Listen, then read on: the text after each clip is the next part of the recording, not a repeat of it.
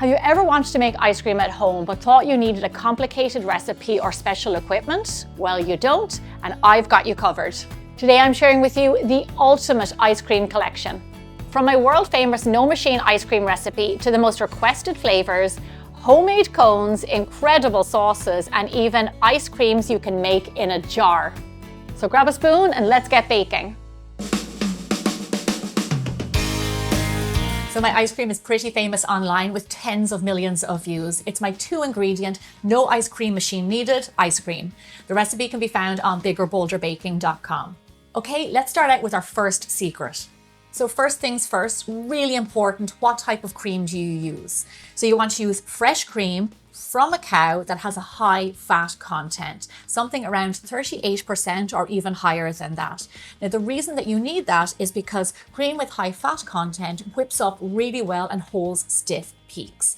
So it's perfect for this recipe. You can find the fat content written on your carton of cream. In America, we call this heavy whipping cream, but no matter where you are in the world, read the carton.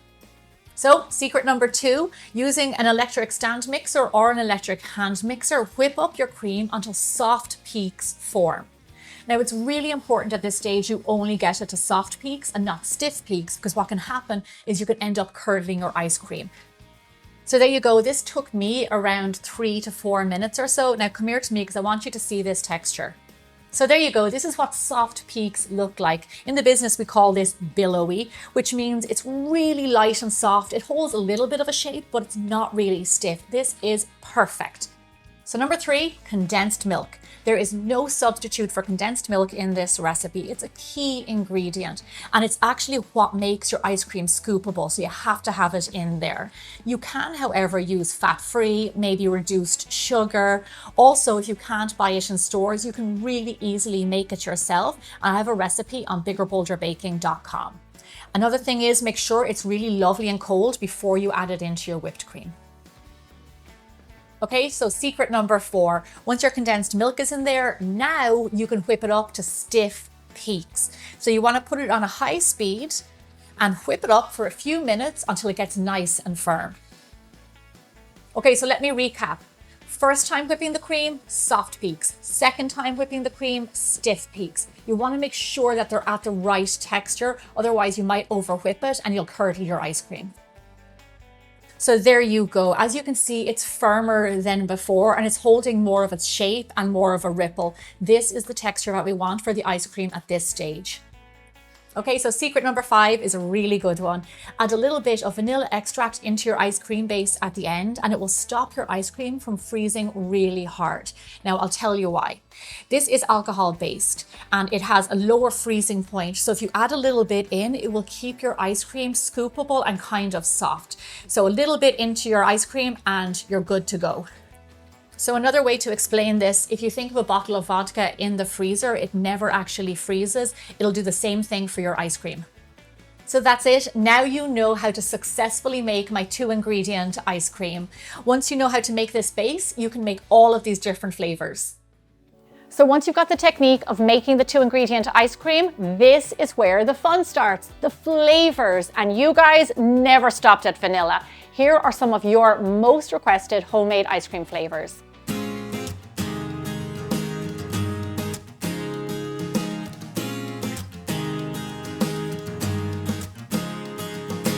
Hi Bold Bakers, I am really excited because it is ice cream season and I have got your top 5 most requested ice cream flavors, including lemon meringue pie and cereal milk. They are amazing and they're all made using my 2-ingredient no machine ice cream. Starting with number 5, which is Mocha Frappuccino.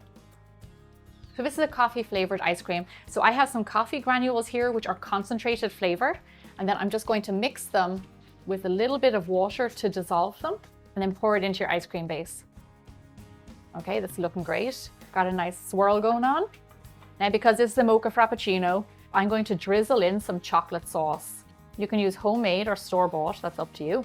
And then just very gently swirl that in. So you get a nice mix of chocolate and coffee. Just mix it together and keep those lovely swirls intact so when you scoop it, it looks beautiful. So our ice cream is done and it's ready for the tubs. Now these are the containers that I like to use for my ice cream. They come with lids and you can buy them directly on my website. They're really, really handy to have. Fill your ice cream container all the way to the top. Now to finish this off and make it look like a real Frappuccino, I have some plain ice cream base in a piping bag, and I'm going to do a nice big swirl on top. Look at that. And of course, it would not be a Mocha Frappuccino without some extra chocolate sauce. So now on Instagram, Candice requested this flavor. So I made a homemade sticker. You can find these on my website. And I'm going to make this one for you, Candice. Great suggestion, Candice. You are a girl after my own heart. I love coffee. So we're going to pop this in the freezer. It only takes around 4 hours to freeze, and it will last in there up to 4 to 6 weeks. So a really long time. Our next ice cream has everything that I love. Crunchy meringue, lemon curd, and a cookie crust. It is lemon meringue pie ice cream. Into a bowl, add in your ice cream base. To your base, I'm going to add in some homemade lemon curd, or you can use store-bought, it's up to you. Give it a mix into your ice cream base to get that lovely lemony flavor all around. You can see it turn a bit of a yellow color. You cannot have lemon meringue pie without a crust, so I am going to put in some big chunks of graham crackers. You can use any kind of plain biscuit, digestives, rich tea, whatever you like. And then I'm also going to add in some meringue. Look at that, a nice gooey, soft meringue. I made these yesterday and I ate a few as I was making them. Gently fold those in. I love lemon meringue pie for all the different textures, and that's exactly what this ice cream has. As simple as that was, that's how easy it is to make lemon meringue pie ice cream. You can hear all the crunchy bits going in. Those are my favorite bits. And then of course, in a big and bold fashion, I'm going to sprinkle over some graham crackers and a little bit of extra meringue too.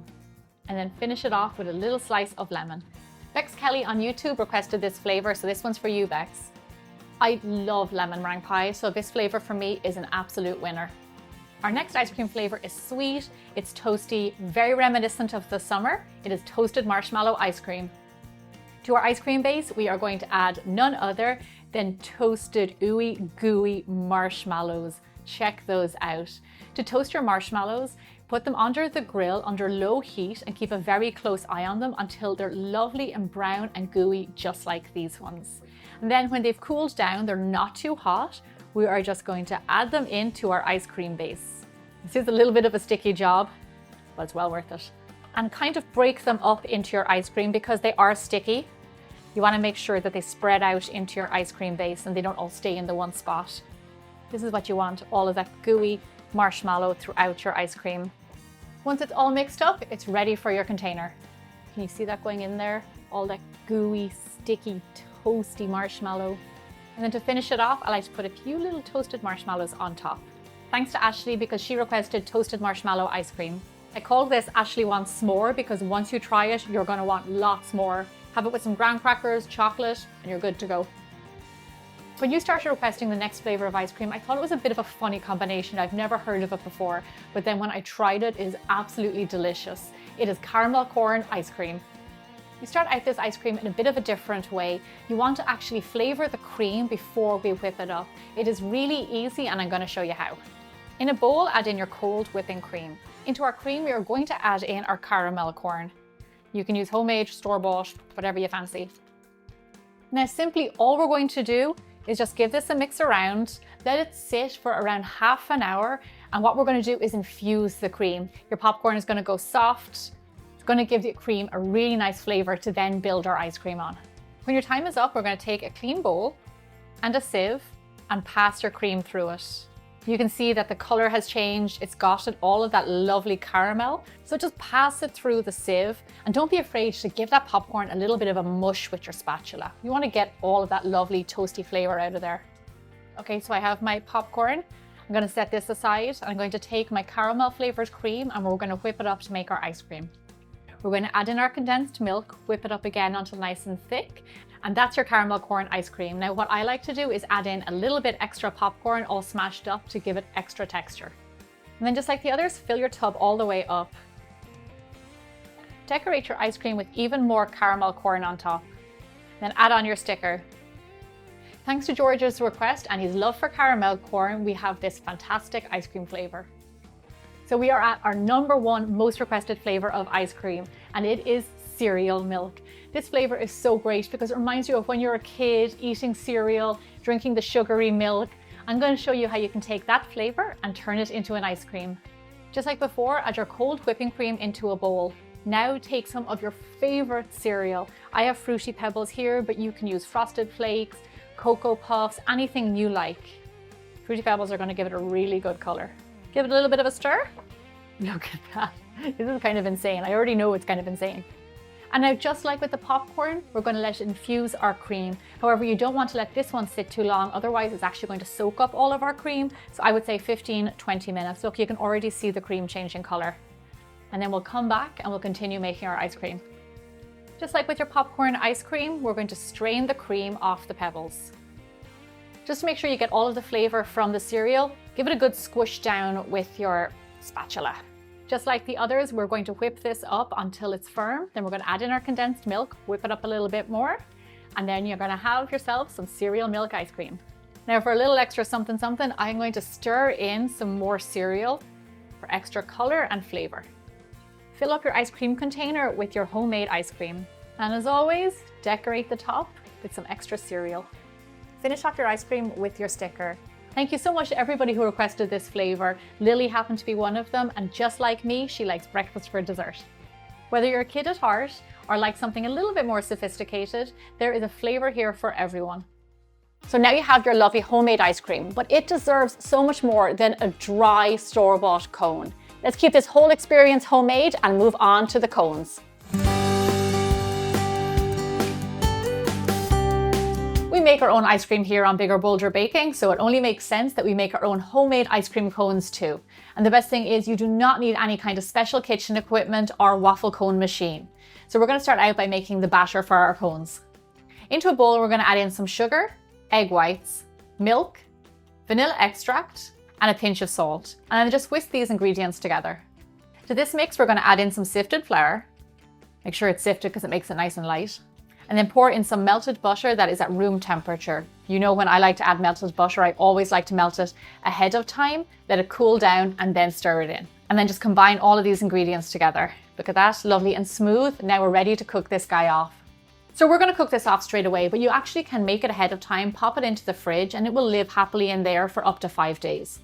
So we're going to cook our cones off on a nice big frying pan or a griddle. Something that is non-stick is preferable because it'll make it much easier to pull your cone up. So you want to make sure your pan is over low heat. Now this is really important because you want to make sure it's nice and controlled heat so it doesn't cook your cones too fast. So in the middle of your griddle, we're going to put on around 1.5 tablespoons of your batter. And then nice and quickly, this is why it's important to have all of your equipment ready. Go in a big circle, and we are going to spread this out to around 6 inches by 6 inches. Now you want to work nice and fast because as you can see, your cone starts to set. Now all we're going to do is just let this sit here and cook, and you're going to start to see it go brown around the edges. The one thing I don't want you to do is go in with your spatula and start digging it up. Let it sit there, bake, and you'll know when it's time to flip it. Okay, so it's been around like maybe 4 minutes or so, and you'll see it start to turn brown. Very gently with a thin edged spatula, we're going to go in. Let's have a look. Okay, it's a nice color underneath. I'm going to start to pry this up. Now, easy does it here because you don't want to rip your cone. Okay, great. Flip it over. This looks fantastic. We're just going to give it way less time over here, like maybe a minute or so. Okay, so the other side has gotten some color. Now, this is the really important part where you move fast. You're going to take it off the griddle, and in our hands, we are going to roll it. Now, what you want to do is start on the bottom first and give that a good pinch. And then we are going to roll it all the way around like this. Now, do you hear it crisping? Once you take it off the heat, it crisps up straight away. So you do have to work fast. And then you're going to end up with a beautiful homemade ice cream cone. Check that out. Oh, it smells delicious, really full of vanilla. So once you have your shape, you can put it on a tray, let it go cold, hang out, and you can continue cooking off the rest of your batter. In no time at all, you will have gorgeous homemade ice cream cones. However, we want to make these guys extra big and bold, and I'm going to dip them in some lovely melted chocolate. And of course, as always, add on some sprinkles on top. Or you can even add on some toasted nuts. Those work really well too. If you think the hole is too big on the bottom of your cone, there is an easy solution. I'm going to dip it in some chocolate. Let that set, and then no ice cream will come out the bottom. Once your ice cream cones are set, you can scoop in some ice cream. Okay, so you have to admit it does not get much better than a homemade ice cream cone filled with homemade ice cream. Now these cones are best eaten the day that they're made, but if you can't and you have some left over, store them in an airtight container, otherwise they'll go kind of soft. So make sure they're nice and tight and snug in there. So we have our homemade ice cream, we've got our cones from scratch, but no ice cream experience is complete without sauces. Here are how to make some of the most delicious homemade ice cream sauces.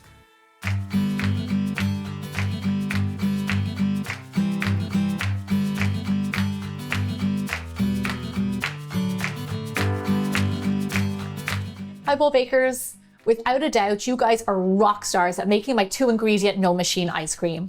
So I thought I would show you how to make some homemade sauces to go with them. They are really easy. All you need is a few ingredients and a saucepan. As always, the recipes can be found on biggerbolderbaking.com, and I actually had so many sauce recipes to share with you that I put a bonus one up on the website for marshmallow sauce. So make sure you go check that out. So we're going to get started with butterscotch, which is my favorite ice cream sauce. Into a heavy bottom saucepan, we are going to add in some butter, dark brown sugar, and cream. And then just bring this mix up to a simmer, let the sugar dissolve, and let it bubble away for around 5 minutes. So for this recipe, the dark brown sugar is really, really important. So if you can't buy any in the store, remember you can always make it at home really easily, and I've got a recipe on my website. Also for the cream, use any type of cream you want. You don't need whipping cream. It's important when you're making caramels or butterscotch that you don't walk away from the pan because you don't want it to burn or start to smoke, so just keep a close eye on it. So a really common question I get asked is what's the difference between caramel sauce and butterscotch? Butterscotch is normally really creamy ingredients like butter, cream and brown sugar, whereas caramel can just be sugar and water, so there's a big difference. So it's been around 5 or 6 minutes and I can see by the color that this is what I'm going for. I can also smell it and it smells really good. So I'm just going to knock that off the heat. Then lastly, I'm going to add in a little bit of vanilla extract because vanilla and that kind of caramel goes really well together. And then of course, salt. Give it a stir. Now don't leave out the salt. It just takes this sauce to a whole other level. So that's our butterscotch sauce. Could not be simpler and tastes amazing. So I'm going to pour it into a jar here. So not only is this sauce delicious, but it will live happily in the back of your fridge for up to 6 to 8 weeks. So whenever you have a dessert emergency, take it out, heat it up a little bit and pour it over your ice cream or dessert. Now there is one delicious sauce made. Now we're going to move on to our next flavor, which is a raspberry sauce. Into your heavy bottom saucepan, add in your raspberries. Now I am a big fan of using frozen raspberries because they are picked in season, they're flash frozen, and they're really, really good quality. So you can use fresh or frozen, that is totally up to you. So next we're going to add in a little bit of sugar for sweetness. Now if you don't want to use white sugar, you can use an all natural sugar, and I've got a sugar substitute chart on my website, so you can refer to that to see what you can swap it out for. And then lastly, a little bit of water just to loosen it up a little bit. So just turn it on to a medium-low heat, let the sugar dissolve, and let the raspberries break down and form that lovely sauce. Just look at that color. This is why I love raspberries. They are so vibrant and they taste as good as they look. So now while this is simmering away, I just wanted to tell you about the freezer section on my website. It is a whole big section dedicated to summer and frozen desserts. So make sure you go and check that out because there's recipes up there that are not on YouTube, so you don't want to miss anything. So our raspberries are broken down, so I'm just going to turn off the heat. Now here I have a bowl lined with a sieve and I'm going to carefully pour my raspberries into there. Now just go ahead and sieve this sauce. Now the reason you want to sieve this is because it is loaded with seeds, so you want to get it nice and smooth. Keep on pushing the pulp through the sieve because even though you might think you've gotten it all out, there's still more in there. Now I like to do this sauce without cornstarch. Some people like to add cornstarch. That's totally up to you. I honestly think it's thick enough. Okay, lovely. Scrape the bottom of the sieve. So because of the fruit in this sauce, it will actually last in your fridge for 7 days. So you're going to want to eat it up pretty fast, which I don't think is going to be a problem. Okay, this is our second one. Now let's move on to our third flavor, which is the chocolate syrup. Back into our heavy bottom saucepan, we are going to add in some water and some sugar. Then what you want to do is just turn the heat to medium-low and let this mix come to a simmer and the sugar dissolve. So now that that's simmering, I've got my cocoa powder and I've got my whisk. So I'm just going to add that in, keep on whisking to make sure that there's no lumps. Perfect. And then I'm just going to keep it to a medium heat and let this mix just simmer away for around 2 minutes. So while this is simmering away, just continue to whisk it so the chocolate doesn't burn. So a fun thing about this recipe, it is not just an ice cream sauce, but it can be used to make chocolate milk. The best homemade chocolate milk you've ever had, trust me. Okay, lovely. Now this is good. I'm going to turn off the heat, and into this I'm going to add in a little bit of vanilla extract. Now if you don't have it, feel free to leave it out. And again, another little pinch of salt to bring out all those lovely flavors. Whisk them in. And that's our chocolate syrup. Then into a nice clean jar, we're going to fill it up with our homemade chocolate sauce. Now when it's summertime and you're making loads of ice cream and desserts, you want to have chocolate sauce to hand. I mean, there's no question about it. So whether you prefer creamy, fruity or chocolatey, there is a flavor here for the entire family. So do not be shy when you're drizzling your homemade sauces over your favorite ice cream. And before we finish, I've got one more homemade ice cream trick for you. If you don't feel like pulling out a mixer, you can still make homemade ice cream, and here's how. A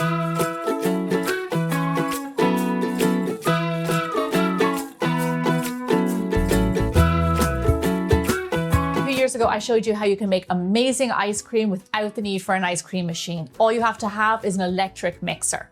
Now, it doesn't get much easier than that, right? Wrong. I'm going to show you how you can make homemade ice cream, and all you need is a jar. That is it. Now stay tuned to the end of this video because I'm going to show you how you can make that ice cream into loads more flavors. And I want to give a shout out to Kevin, who is behind the camera, and then little baby George, who is hanging out on set. So Jim, where do we start?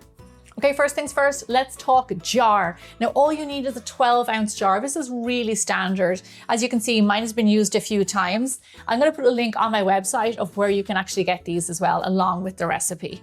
Now what you want to do is before you make your ice cream, pop this into the fridge for around 30 minutes and let it get nice and cold. That's really important. So just so you know, you need a jar to make this ice cream. If you try and do it in a plastic tub or Tupperware, the ice cream will come out the sides. You need something that is going to seal really tight, so a jar is best. Now, let's talk cream. We want a heavy whipping cream here. You want something that is around 36% fat content, and you can see that on the container. You want something that is going to whip up really well, just like we do in our original ice cream flavor. So now I'm going to pour my cold cream into my jar. So just so you know, there is no substitute for fresh dairy cream. You need this ingredient to make the ice cream.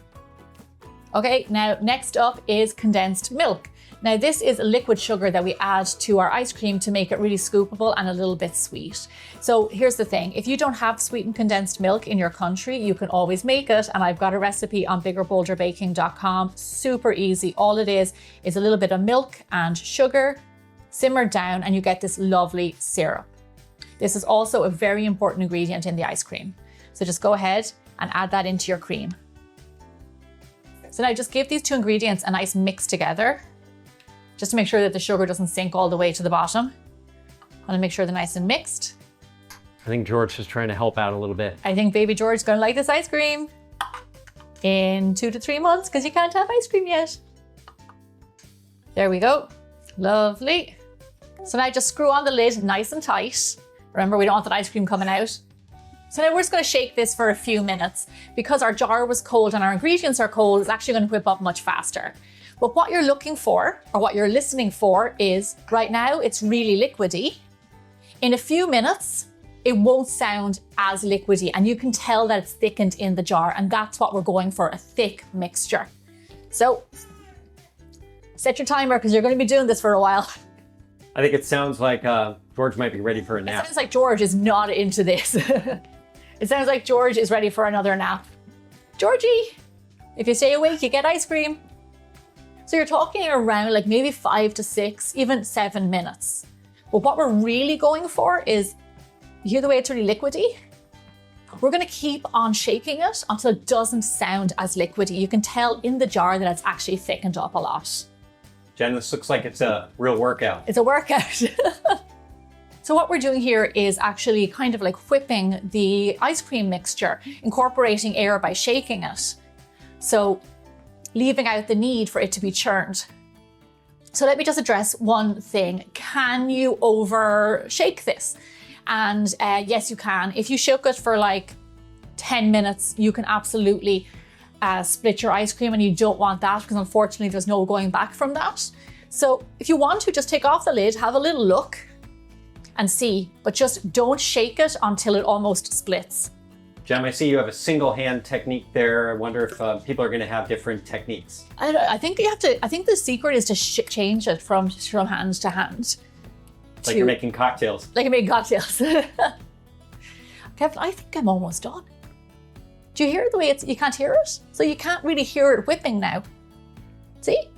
Hear a tiny bit. Let's have a little look. Yeah, there you go. That's what you want. Thick, billowy ice cream.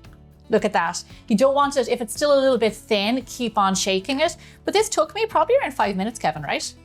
Not too long. Yeah, there you go. Nice and thick, beautiful. So what you have here is a blank canvas to make any flavor of ice cream your heart desires. But I'm going to tell you how to make 3 of the most popular flavors of ice cream. For vanilla, we're going to add in some vanilla extract and a little bit of vanilla bean paste. And then just give that a big stir up. For strawberry, we're going to add in a few tablespoons of pureed strawberry with some sugar and just give that a big stir in. And of course, let's not forget chocolate. Add in a little bit of cooled melted chocolate and give it a nice stir up. So now we have some fun flavors. Let's talk freezing. I don't want you to freeze these in a glass jar. So you can put it into Tupperware or you can put it into these ice cream containers, and I'll put a link on my website for these. You want to freeze your ice cream for around 6 to 7 hours and then it's ready to enjoy. Best of all, it'll keep in your freezer for up to 8 weeks, and that's if it lasts that long. And that's it. The ultimate homemade ice cream collection, Bold Bakers. I really hope you enjoyed it. I'm going to see you back here, same time, same place, next Thursday with another episode of Bigger, Bolder Baking.